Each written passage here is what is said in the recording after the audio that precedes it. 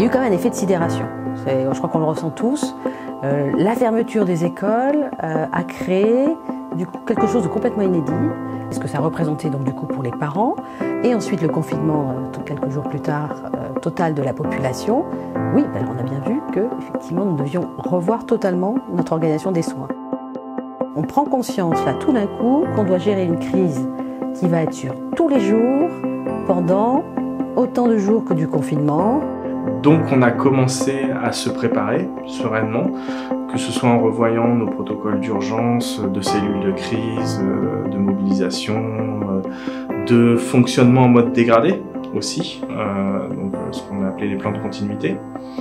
Puis ça s'est accéléré, notamment avec les premiers cas sur le sol français et la déclaration au niveau national du plan blanc. Donc là on est passé de la préparation à l'action en un temps assez record d'ailleurs. C'est vrai qu'en étant un établissement de 4e ligne, c'est vraiment le côté on attendait la vague. Sur le SSR, il y a eu beaucoup de délestage, des établissements dits de première ligne qui avaient un service d'accueil d'urgence. Il y avait des tensions, comme on l'a vu partout dans la presse, les médias, sur les services de réanimation. Donc au final, la 4e ligne, je dirais qu'elle s'est très vite transformée un hôpital comme les autres au milieu du Covid au mois de mars, quoi. Donc là vraiment tout a été fait pour que ça se passe bien, en concertation avec les soignants, avec les médecins bien sûr, et ça il faut absolument que ça reste. On était tout entier tourné vers le moral des troupes et tout le monde a joué le jeu. Il fallait tous les jours re-questionner, se réadapter, avant tout coordonner les solidarités dans l'établissement. C'est avoir d'énormes capacités d'adaptation en lien avec bien entendu les pôles, les cadres coordonnateurs de pôle, les cadres de santé et les professionnels. C'est favoriser la créativité, faire des liens avec les services logistiques, avec le service PIAS. Ce qui a signalé, c'est que ça a commencé par le personnel et puis effectivement, au bout de quelques semaines, ensuite on a eu l'apparition des premiers cas chez les patients. Immédiatement, ça a impacté effectivement dans les services de soins aussi, de savoir quelle était l'attitude à avoir. Et donc là, c'était effectivement de faire une enquête de tous les contacts, qu'ils se protègent pendant la durée d'incubation pour éviter de contaminer d'autres personnes dans le service, que ce soit collègues ou patients. Il y avait énormément de recommandations au Conseil de santé publique, le ministère de la Santé, l'ARS, qui étaient incessantes, ces recommandations, parfois contradictoires avec nos notions d'hygiéniste et d'infectieux, donc de prévention tout au moins des infections. Il fallait qu'on se positionne. Finalement, tout le monde était suspendu à la décision qu'il fallait prendre en hygiène pour savoir qui hospitaliser, quel lit fermer éventuellement, quel personnel mettre à disposition. Et ça, c'était très nouveau, oui. Et ça pesait beaucoup aussi sur les épaules. On a fait beaucoup de téléconsultations dans les premiers jours du confinement pour les conduites à tenir des agents, s'ils devaient rester au travail, ne pas rester au travail, quels étaient les risques. Il y a eu une très grosse période d'angoisse au début du confinement. Si les personnels sont malades et s'arrêtent, il faut supplier à la continuité du service. Donc le recrutement, nous avons continué à recruter, à remplacer. Alors aujourd'hui, la grande révolution, c'est la mise en place du télétravail. Il y a eu le télétravail type prise en charge patient et il y a eu le télétravail côté fonction support logistique. Nous, il a fallu qu'on sorte les solutions à la chaîne. L'objectif, ça a été de monter les infrastructures informatiques nécessaires pour pouvoir permettre le télétravail. D'un seul coup, en fait, on s'autorisait, depuis les ordinateurs personnels des agents donc chez eux, de leur donner l'accès aux mêmes ressources informatiques que celles dont ils avaient accès lorsqu'ils sont sur site. Le télétravail devait être mis en place très rapidement.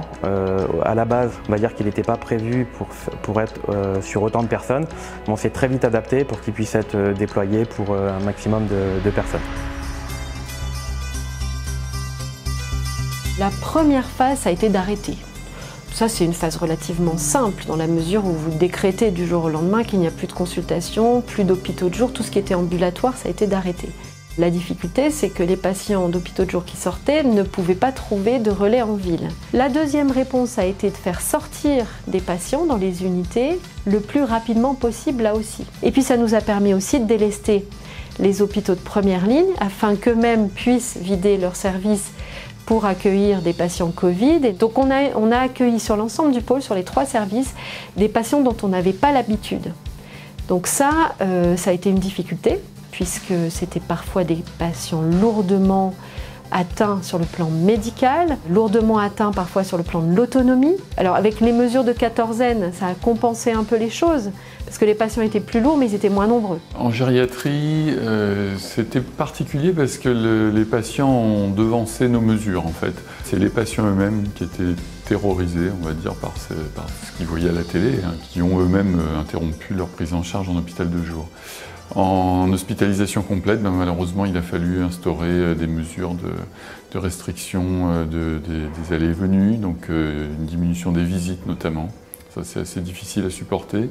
Compte tenu du plan blanc et de la nécessité de pouvoir admettre des patients qui étaient dans les services de médecine aiguë, de façon à libérer les places et permettre l'aval des services de réanimation, la plateforme s'est déployée sur l'ensemble du SSR, enfants, adultes et personnes âgées. Donc ça a supposé une organisation aussi qui a évolué parce que le volume de demande était important, il fallait répondre rapidement à la demande. Quasiment en temps réel. La plateforme a permis aussi d'envisager le parcours de soins des patients de leur admission jusqu'à leur sortie, donc pour les ouvertures des unités Covid et post-Covid. Grâce à cette période, en fait, on a pu expérimenter des modes de prise en charge un peu novateurs, et en particulier tout ce qui était téléconsultation, téléréadaptation, télésuivi. On s'est retrouvé avec des patients en ville qui n'avaient plus de prise en charge ni hospitalière ni libérale, puisque c'était la même problématique. On a eu la possibilité de mettre en place la téléréadaptation avec l'organisation de séances de rééducation pour les patients au domicile avec les professionnels de santé qui sont les professionnels de santé de rééducation habituelle. Donc après avoir été vu en consultation, en téléconsultation avec le médecin, du coup nous on prenait le relais sur la rééducation et donc on a mis plusieurs séances par semaine pour continuer les séances. Alors c'était pas toujours simple parce que on peut pas tout faire via l'écran. Et moi en tant qu'orthophoniste, par exemple le langage écrit c'était assez difficile. Il fallait que les patients soient vraiment très motivés pour écrire et ensuite me montrer à l'image. C'était un petit peu fastidieux. On a dû ramener des ordinateurs ou des tablettes du domicile parce que la télérééducation ne pouvait pas se faire sur les ordinateurs fixes du service. Les familles ont pas mal participé parce que quand on était en séance avec le patient et qu'on demandait est-ce que vous avez un coussin, du coup on voyait à ce moment-là la sœur ou le mari qui se déplaçait pour aller chercher un coussin pour faire un plan instable.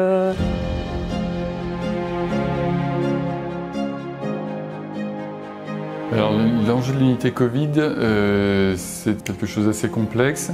Il fallait absolument créer cette unité pour éviter de laisser trop de patients Covid potentiellement contaminants au sein de leurs unités respectives, que ce soit en psychiatrie ou en SSR. On a commencé par vider cette aile où on est actuellement, qui accueillait des patients pour leur éducation orthopédique, pour créer initialement qu'une unité Covid.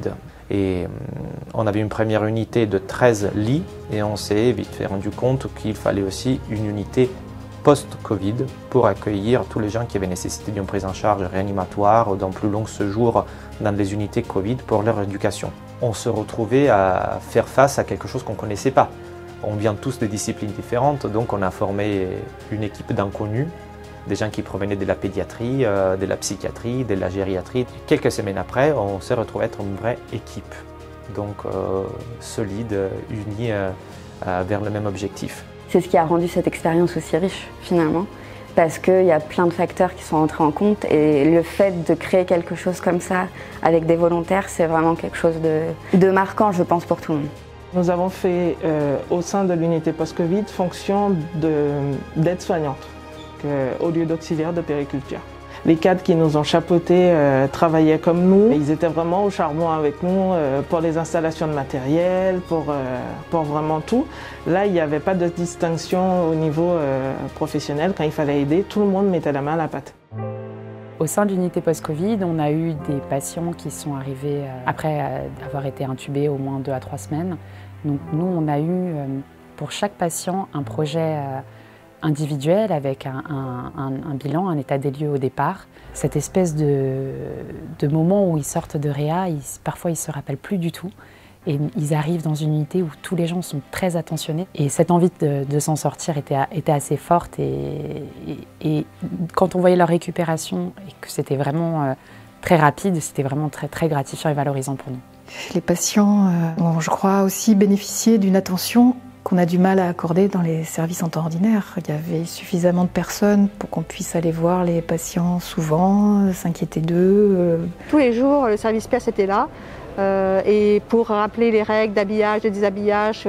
Et ça a posé quand même un cadre rassurant. L'appréhension, elle ne venait pas forcément au niveau du risque de contamination, elle venait sur le fait que les personnes plutôt issues de services de prise en charge somatique craignaient un petit peu les patients venant de la psychiatrie. Et le personnel venant de la psychiatrie était inquiet sur ses compétences à effectuer des gestes techniques. Parce que moi je viens de psychiatrie, hein. Donc voilà, tous les gestes techniques, moi je ne fais pas de prise de sang, je ne fais pas de soins comme j'ai pu faire là. Et je suis diplômée depuis 2009 donc, et en psychiatrie depuis 11 ans. Du coup, voilà, cette petite formation sur la technique dans les services où j'ai pu remanier les outils. Tout le monde s'est très bien entendu et c'était très particulier à voir, c'est que tout le monde était volontaire et là pour travailler. Et voilà, c'était top. J'ai ma mère qui a bossé dans l'unité Covid et vu qu'ils recherchaient du monde, elle m'a proposé à moi ainsi qu'à mon petit frère de venir les aider pendant le confinement. Comme le nettoyage, la désinfection, il fallait qu'on amène aussi les plateaux repas aux patients. Je travaille auprès des ASH. Donc j'étais là pour les rassurer, pour les accompagner au niveau du bio-nettoyage, de la désinfection d'une chambre, des gestes et postures. Enfin, là, il fallait mettre des gants, le port de masque, la charlotte, la surblouse. On doit tout laisser dans la chambre. On ne doit pas sortir de la chambre avec tout ça, pour éviter la contamination. L'injustice de ces mesures de confinement tient dans le fait qu'on va à l'inverse de tout ce qui est thérapeutique en psychiatrie, c'est-à-dire favoriser la socialisation, les contacts entre les gens, le lien relationnel. On devait éviter les ruptures de soins, donc il y a des gens qui ont besoin d'injections, il y a des piluliers qui sont faits pour la prise de traitement. Il fallait avoir une possibilité d'accueil en situation de crise. Sur le service d'hospitalisation, il a été décidé de faire sortir un maximum de personnes pour éviter des chambres à 2 lits, puis de limiter au maximum le nombre de patients en intra pour éviter une contamination. Du coup, les équipes mobiles ont pris le relais. Les 2 centres médico-psychologiques ont aussi été maintenus ouverts. Certains personnels étaient en télétravail, comme les assistantes sociales, les psychologues. Et puis le personnel soignant des unités fermées a été redéployé sur les unités qui étaient ouvertes. L'activité du CMP, on l'a ramassée sur l'intra-hospitalier. On s'est organisé avec les collègues des CMP pour qu'on ne se déplace pas d'un site à l'autre pour éviter les contaminations. Et donc j'ai passé mes appels à mes patients depuis l'hôpital, ce qui m'a permis d'être plus présente ici. Les premiers appels, on a senti, moi j'ai trouvé une forme de soulagement du fait que quelque chose puisse continuer en fait. Même différemment, même par téléphone. Que le lien et le travail thérapeutique, d'une certaine manière, puissent continuer. Donc la restriction des droits et des libertés était effectivement un problème. Dans le service, a obligé à quelques débats éthiques sans avoir le temps de vraiment faire de l'éthique. Donc par exemple, la question d'enfermer quelqu'un dans sa chambre quand on le savait patient porteur du Covid ou suspect s'est posée. Mais de fait, il a fallu parfois faire des choix contre nos principes. Un quotidien d'un service fermé où les patients n'ont plus le droit de sortir, où la violence peut s'exercer Il faut occuper les patients alors qu'on n'a plus de quoi les occuper.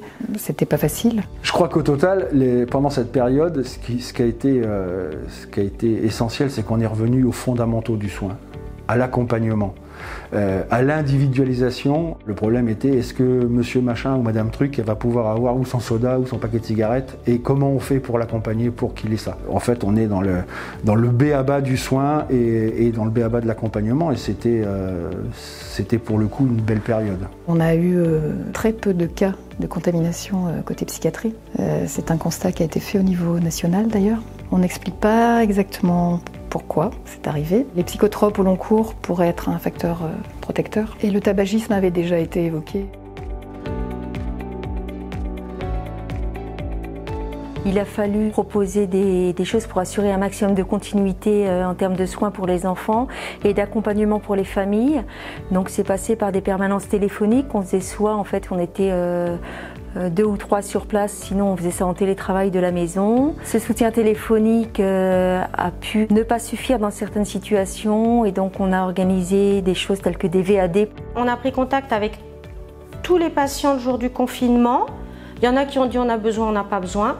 Ceux qui n'ont pas besoin, on a laissé, et les autres, ils ont été suivis quasiment normalement, en fait. Ça a peut-être été difficile pour eux, mais je pense qu'ils ont trouvé ici un soutien à des moments d'angoisse ou d'inquiétude qu'ils pouvaient avoir. Il fallait qu'on garde une trace écrite de ce qui allait se passer, que c'était quelque chose d'exceptionnel. Il y a eu une mobilisation absolument extraordinaire de toutes les équipes pour assurer les téléconsultations qui ne sont pas réellement des téléconsultations puisqu'il y en avait par téléphone, par Skype. Ça nous a posé des problèmes de confidentialité, bien entendu, puisque pour certains, on a fait passer l'intérêt du patient qui est aussi d'être dans la confidentialité, mais en tout cas son intérêt clinique immédiat avant la possibilité d'avoir une sécurisation totale des données. Ce qu'il fallait, c'est faire continuer les choses. Mais voilà, les premiers jours, ça a été une espèce de grand désordre et il ne fallait pas oublier tel patient, tel petit patient, tel autre. La notion d'horaire de travail s'est dissoute totalement pendant la période Covid. Et c'est vrai que c'est aussi un gros travail de lien. En pédopsie, le travail partenarial est très très essentiel. Faire de la veille sociale au quotidien jusqu'à plus soif. Parce que c'est ça aussi, parce qu'il y avait des dispositifs spécifiques. On a une population qui est extrêmement à risque, puisque c'est des patients extrêmement vasculaires. Tous ceux qui n'étaient pas obligés de venir ne venaient pas. La dialyse à domicile donc, se faisait à domicile avec des téléconsultations. Les hémodialyses en centre, ils étaient obligés de revenir. Et on a donc organisé en fait vraiment certains critères pour définir ce qu'était un patient suspect Covid. Le premier cas, quand on a eu le premier cas, on a essayé d'appeler pour le transférer. Et le patient n'a pas pu être transféré. Du coup, on a compris que c'était à nous de gérer nos patients maintenant. Il y avait une solidarité, quoi. Et il fallait faire beaucoup de déménagements. C'était vraiment la chose la plus difficile à faire parce qu'on a eu un patient, après il y a eu 2, 3, après ça montait au fur et à mesure. Et alors là, j'arrive, on a déménagé tous les patients. On a désinfecté toutes les chambres. Et je me dis, là c'est grave, quoi. Et il fallait essayer d'isoler les patients non Covid. Et voilà, et donner la place aussi aux patients Covid, et il fallait beaucoup travailler sur ça, et ça c'était vraiment une gestion très difficile. Mais il y avait l'équipe d'hygiène par contre, il y avait des réunions tous les matins. Et dans cette réunion-là, on nous expliquait comment faire, et on va prendre ça peut-être comme une sorte de formation. On avait nos patients sains, et on avait ces patients qui arrivaient là, et tant qu'on n'avait pas le résultat, ils étaient suspects. Donc qui dit suspect, dit changement intégral de blouse et de tenue à chaque fois qu'on rentre et qu'on sort de cette chambre-là, pour pouvoir aller dans les autres chambres qui sont des patients sains. Donc ça a compliqué beaucoup les choses. J'ai envie de dire que c'était beaucoup plus simple une fois que tout le monde était Covid dans le service. Parce que cette période comme ça, entre deux, où on avait des Covid, des suspects et des patients sains, c'était très compliqué à gérer. À partir du moment où on avait défini une stratégie de secteur dédié, d'essayer de protéger les patients qui n'étaient pas infectés, il y a eu d'autres pôles qui étaient Covid négatifs, qui ont pris nos patients pour éviter qu'il y ait cette transmission nosocomiale. Mais il y avait cette peur de la maladie. Certaines personnes avaient peur de le ramener chez elles. On se disait comment on va faire pour ne pas ramener la maladie chez nous, sachant qu'on soignait que ça toute la journée. C'était une période qui était extrêmement anxiogène pour les patients, qui savaient très bien qu'ils avaient une maladie dont il n'y avait pas vraiment de traitement. Et puis surtout quand même, on a eu des fins de vie, malheureusement dans ce contexte-là, où les familles quand même ont pu venir, peu certes, mais ont été là en tout cas au moment où la personne a décédé.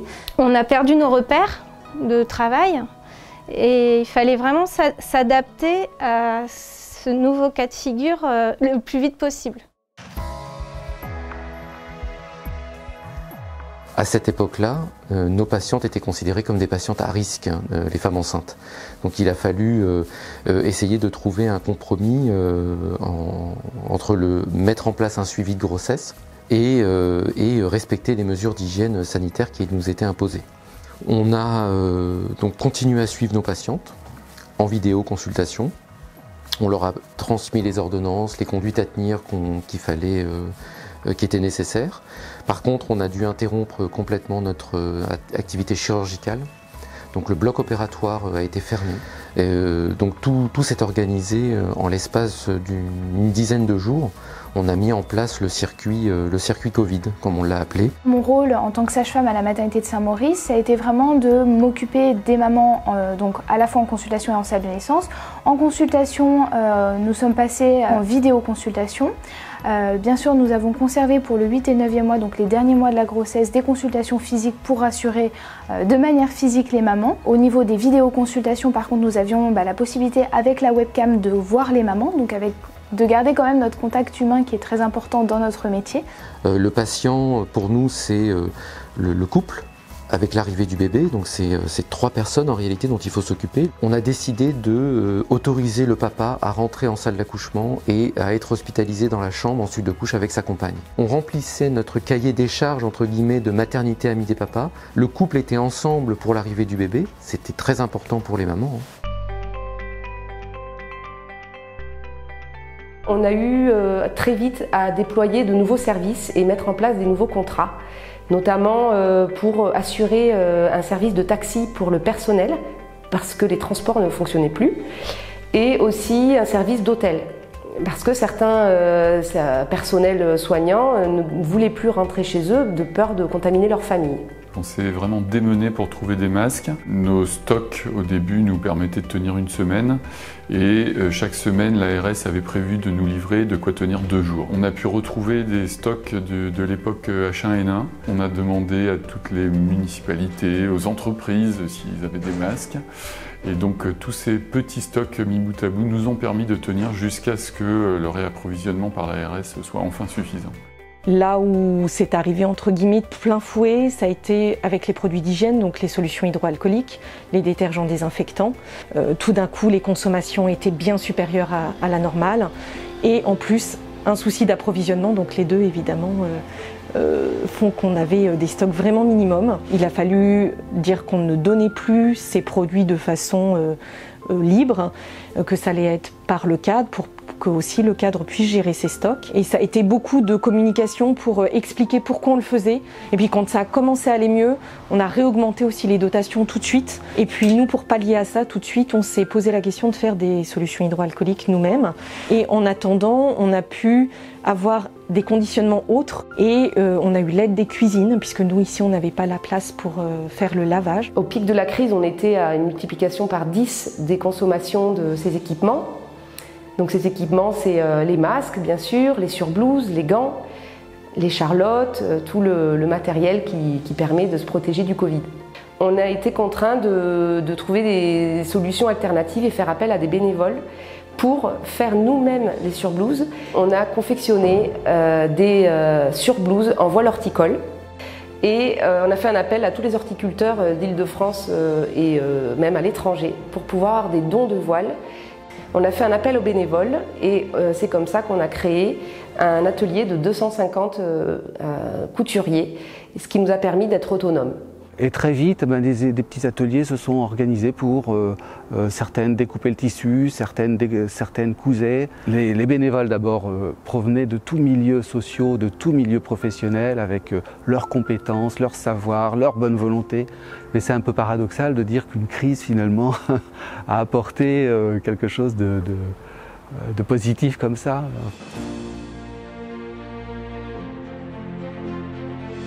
C'est quand même, je pense, une aventure collective assez inédite. On avait l'impression d'être dans le même bateau et de ne pas avoir... On n'entendait plus parler de finances.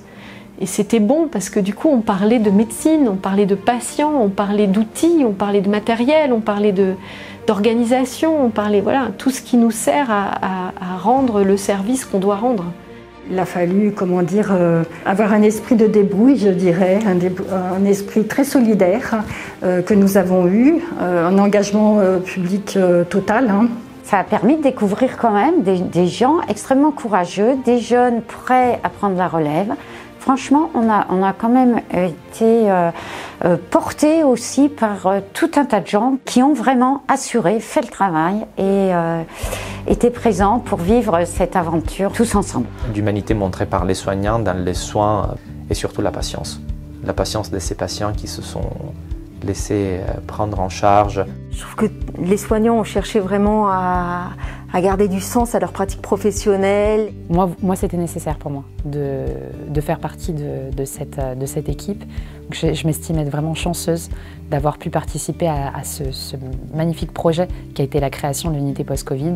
Les remerciements, j'ai envie de les faire plutôt aux patients, parce qu'ils ont supporté des choses très difficiles et ils nous ont aidés, je pense. Empathie et disponibilité. Organisation, dialogue, bienfaisance. Crise, création. L'esprit d'équipe qu'il y a eu. Cohésion de tout le monde. Bonne humeur. L'expérience. L'adaptabilité. Les attentions des familles, des entreprises aussi également. Ça nous a beaucoup touchés. Même les crèches nous ont ramené des dessins d'enfants qui nous soutenaient. On remercie tous les bénévoles qui nous ont... Les couturières, tous les restaurants de Saint-Maurice. Entraide, bienveillance et fatigue. Intense, ça c'est sûr que... Mobilisation. Toujours le courage aussi. Et le courage pour les patients et pour nous, pour les soignants. L'adaptabilité dont on est capable face à la nécessité finalement, qui a balayé toute la rigidité administrative antérieure. Un révélateur de la nécessité de tout ce qu'on demande depuis des années pour sauver l'hôpital public. Moi, je suis admirative de certains qui sont, par exemple, comme certains collègues qui étaient en retraite, qui sont revenus travailler. J'ai trouvé que c'était des exemples vraiment à suivre. Notre engagement était très fort, des uns et des autres. Il faut retenir cette leçon de solidarité. C'est un moment aussi où je pense que chacun a découvert des ressources en lui-même qu'il ne connaissait pas. L'objectif ensuite, c'est de faire que toute cette solidarité, et là c'est toute la difficulté et le challenge maintenant qui nous est devant nous, c'est que ça perdure et qu'on puisse travailler encore ensemble. On peut qu'en ressortir fort. On a vraiment fait équipe et je pense que chacun à son niveau a été parfaitement indispensable.